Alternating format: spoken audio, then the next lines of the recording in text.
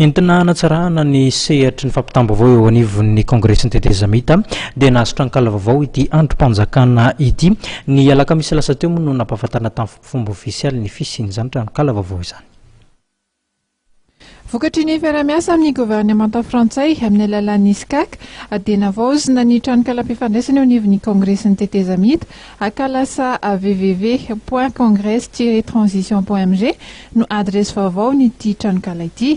Hita amin'ny daholo ary ny mombamomba rehetra ny congrès ny mpikambana ao amin'ny asa ataony parlementaire ACT. Tonga nanatrika sy nanome voninahitra ny fampahafantarana ofisialy ity tranokala vaovao ity ny filohan'izany androm-panjakana izany niaraka tamin'ireo mpikambana eo amin'ny bromatra sy ny teknisiana eo anivon'ny congrès ny tetezamita.